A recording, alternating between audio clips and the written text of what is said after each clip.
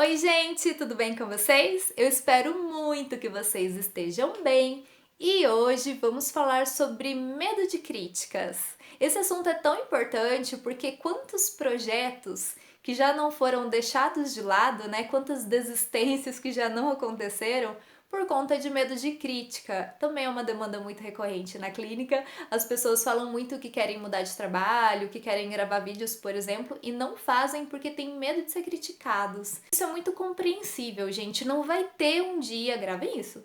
Não vai ter um dia que o ser humano não vai ligar, não vai se importar pela opinião das pessoas. Eu sei, gente, que a gente prega tanto que a opinião das pessoas não deve nos paralisar, que isso não importa, que a gente tem que focar na gente, mas, novamente, né, não tem como a gente se desfazer da nossa humanidade. O ser humano, ele se preocupa sim com o externo, gente. Isso é normal, isso é normal. Isso não quer dizer que a pessoa é fraca, que a pessoa se importa, que a pessoa... Não, gente, que a pessoa é vulnerável, não. Quer dizer que simplesmente ela tá exercendo a humanidade dela perfeitamente. Mas o problema é quando ela deixa os projetos de lado, gente, porque se tem uma coisa que eu tenho pena é ver uma pessoa com tanta habilidade deixando esses projetos de lado, talvez algo que poderia ajudar tantas pessoas por medo da crítica.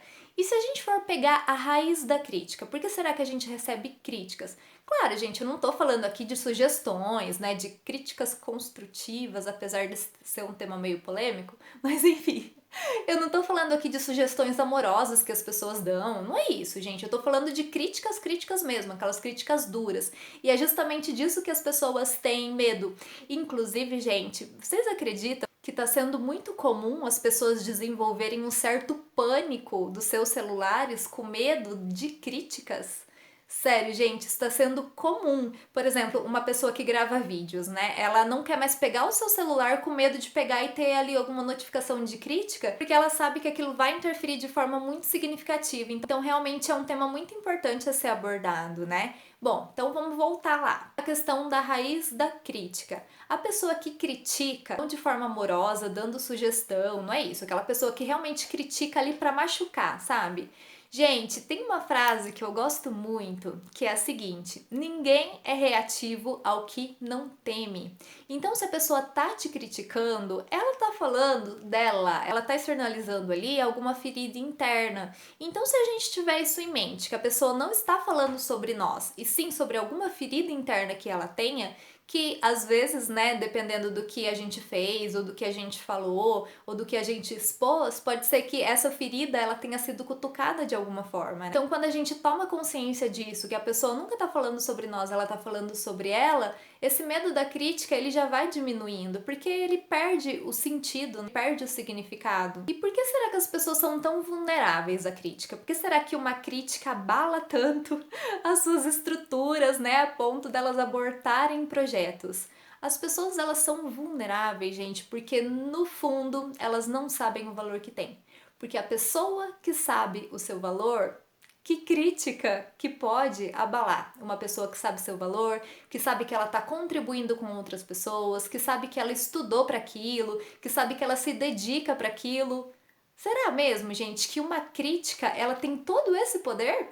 Porque às vezes a pessoa estruturou ali uma profissão, ela estruturou um valor. Então, como que uma crítica, um comentário de alguém que tá ali aleatório, né, que não sabe da nossa história, que não sabe das nossas lutas, que não sabe da nossa vida, pode ter tanto significado assim, a ponto das pessoas quererem parar algum projeto por conta disso. Então, se a gente for colocar na balança, não faz sentido algum todo o valor que a gente está entregando ser destruído por uma crítica. Outra coisa também, voltando lá na parte do cérebro, né, dos mecanismos do cérebro. Gente, e esse foco no negativo? Eu tenho certeza que os elogios, eles não têm o peso da crítica, porque eu vejo muito isso, né? As pessoas sendo muito elogiadas, as pessoas dizendo o valor que elas têm, que essa pessoa está acrescentando valor para elas. Tá, isso não tem tanta importância assim, isso é normal. Agora, quando uma pessoa critica, aí essa crítica vai ter o poder. Então, tá vendo, gente, como é a gente que coloca o poder no negativo? Então, outro ponto é rever aonde que a gente tá colocando esse foco. Por que a gente dá mais importância pro negativo do que pro positivo, né? Então se a gente tem lá 80 elogios e uma crítica, a gente vai, destruir a nossa carreira pela crítica? Não, gente, não. É algo surreal, né? Se a gente for pensar ali, colocar na ponta do lápis, colocar na balança, é algo muito injusto com a gente mesmo, da gente dar esse poder para alguém dizer se a gente tem valor ou não.